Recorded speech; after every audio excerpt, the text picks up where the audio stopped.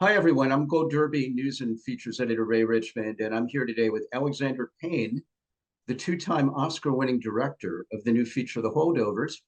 Alexander, what was the genesis of your interest in making a left at boarding school for the holidays film?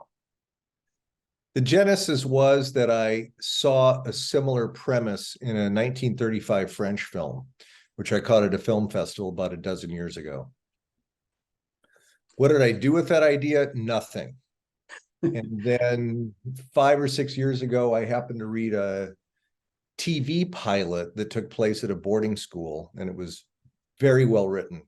And a bell went off in my little noggin, and I called up the writer and introduced myself and said, would you be interested in writing a feature film in that same world, the world of boarding schools? Because I went to a private all-boys school in Omaha, but I didn't go to a boarding school. But then this guy had that life experience, David Hemmingson. So he got the script running.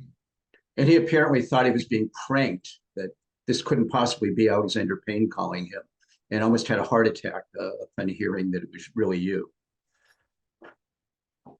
which was really fun. I loved the way you shot the movie. Thank you. It doesn't feel like a period film so much as kind of one done in 1970 and only recently was discovered in a vault. You're kind to say so. Thank you. Yeah, no, I mean, the movie has such an old grainy look that really does look like 1970. How are you able to pull that off digitally? Well, first of all, don't forget that's what's being shot that helps produce a convincing effect. So locations, production design, costume design, even selection of extras, who have the right hair and so forth. All of that's important to produce a convincing period film, I think. And then on the technical side, on the photographic side, we did shoot digitally, but then of course used period lenses, but a lot of filmmakers use period lenses even for contemporary stories. And then in the post-production process, in the coloring, the techniques used to lend it a genuinely, to our eye anyway, filmic effect. All of those things together. But I think a really big one though is production design. And that it's like, yes, how you shoot things and the treatment we give to put it grainy, that's all important, but what's being shot. Right. Like and the snow flurries and the weather and everything didn't hurt either. Right. What is it about the 70s, Alexander, you find so fascinating as a filmmaker? I don't know, man. Probably, the answer is probably boring simply because I was a teenager then. This movie's set in 1970, 71. I was 9 years old, turning 10. I graduated high school as a movie crazy kid in 1979.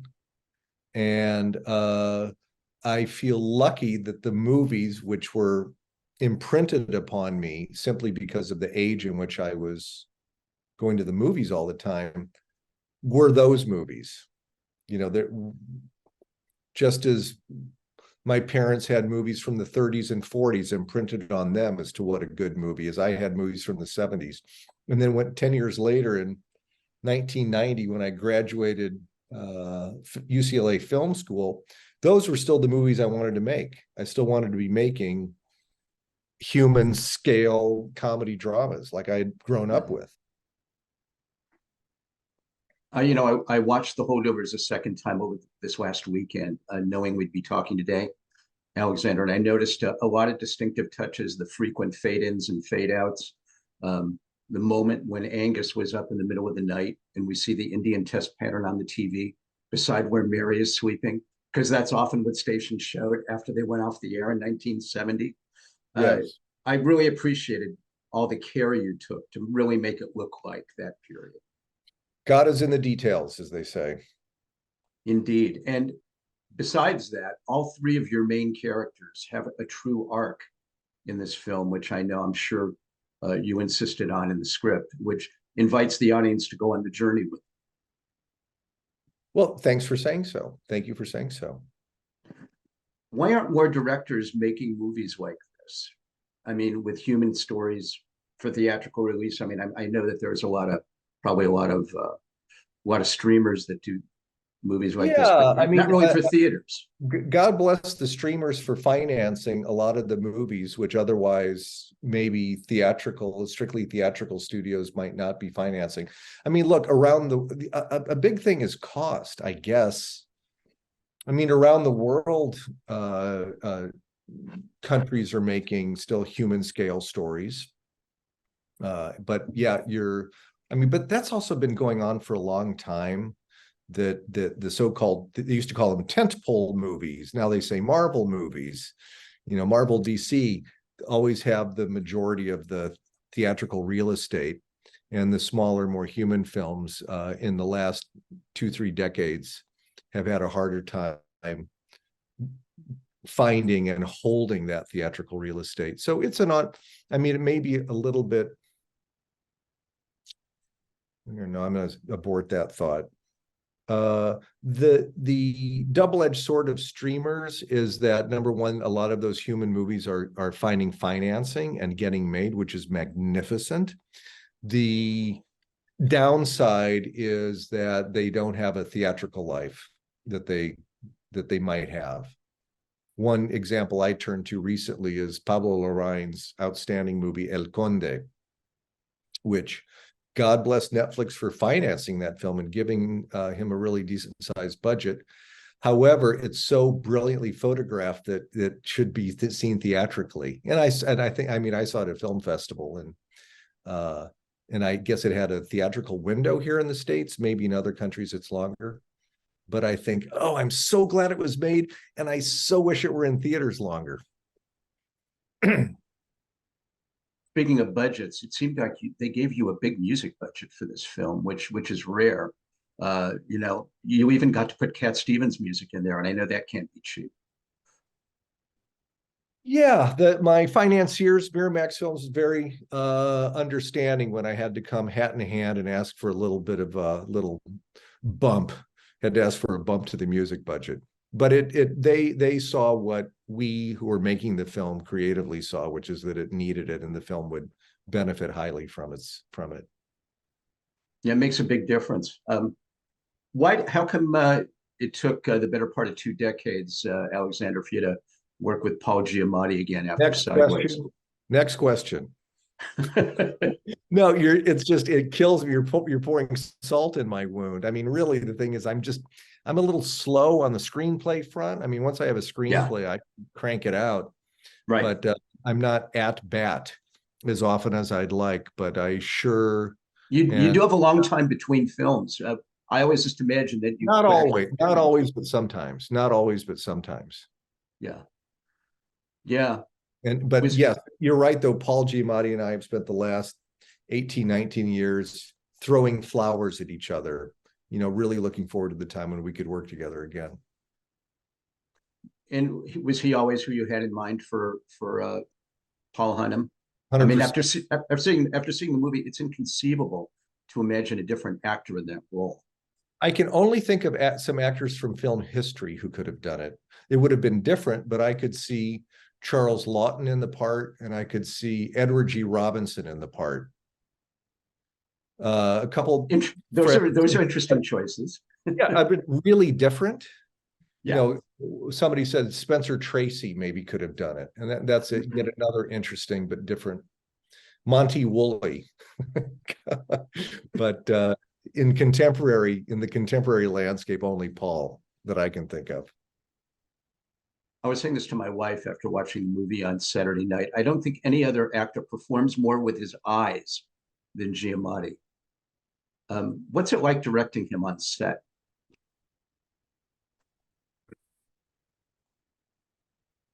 I have to pause before answering that because I'm a little bit at a loss.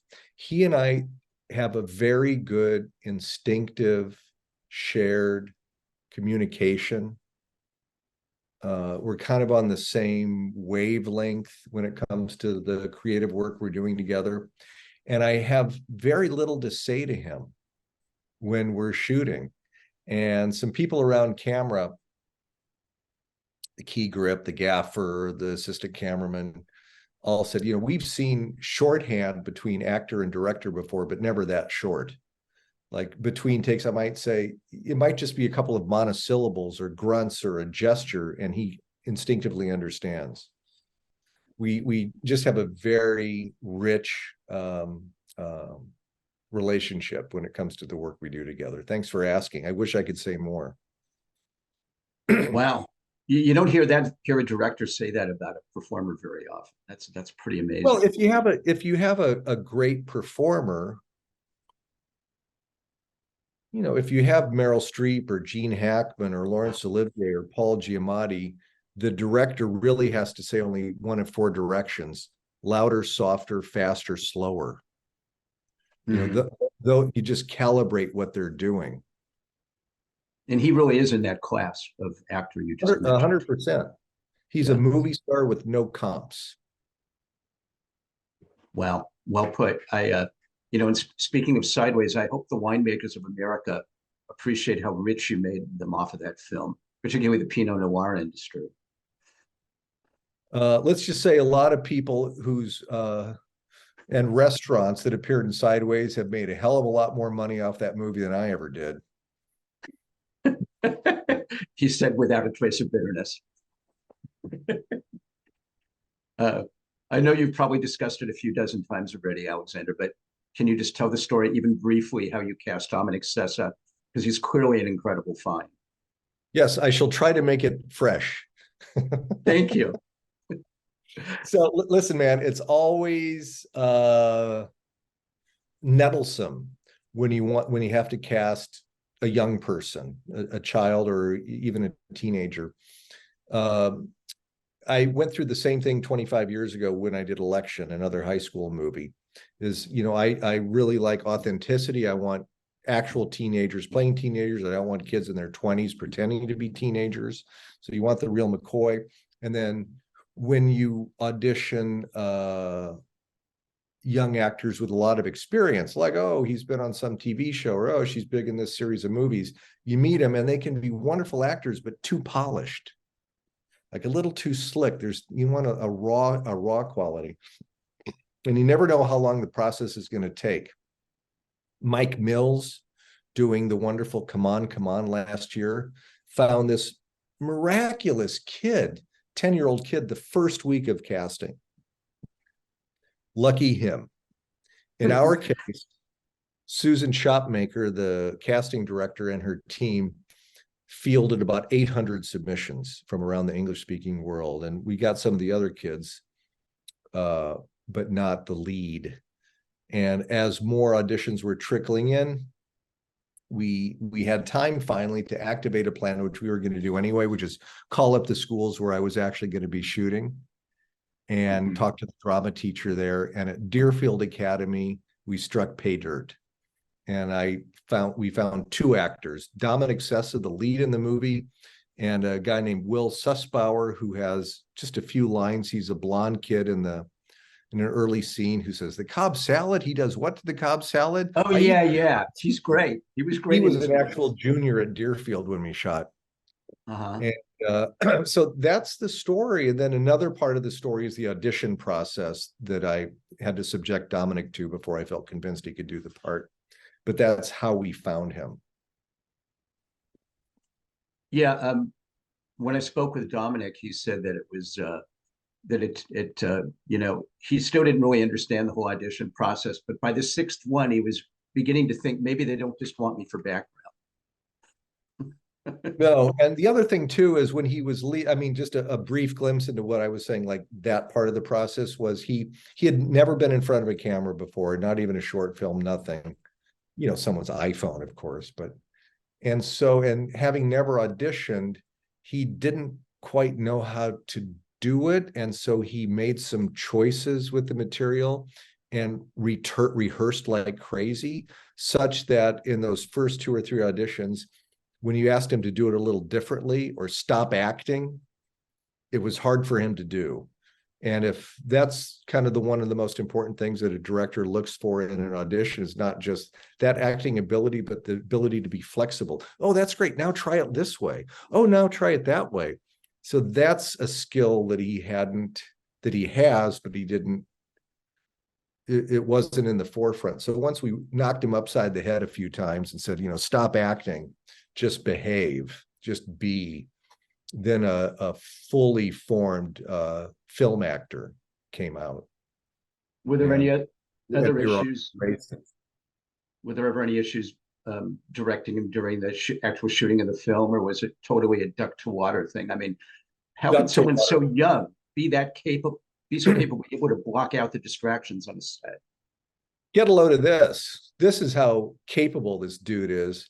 So I was with him doing a Q&A the other day, and I said, similar question arose. And I said, God, this kid, even technically, knowing his lines and hitting his marks. And I said, on the first day of shooting, he had to act to a little piece of white tape attached to the matte box for the look. And he was able to do that. And he pipes up and says, well, actually, in some cases, it's easier. Wow. That's a film actor. That's mind-blowing. That's a film actor. Wow. Well, he's clearly got a great future on sets. And Dave Vine, so natural as well. You did a great job directing her. You never get the sense she's pushing. Yeah, I was so fortunate to have her in the movie. She's just great.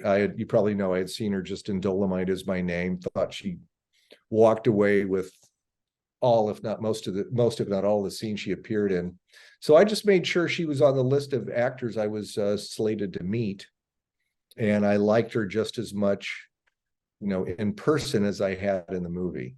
And I'm so grateful she did the part. I love what she brought to it. And she actually gave the impression that she didn't really know who you were when you called. She didn't give me that impression. She only told me later. She had no clue. But who cares? That's fine. Yeah. I don't know who most people are. True enough. We're actually going to have to end things there. The Holdovers is playing in theaters everywhere this holiday season. Alexander Payne, best of luck to you this award season, and thanks for joining us at Gold Derby today. Listen, the gods would curse me if I asked for more. All good, man. All good. And thanks for the interest. Sure thing. Thank you.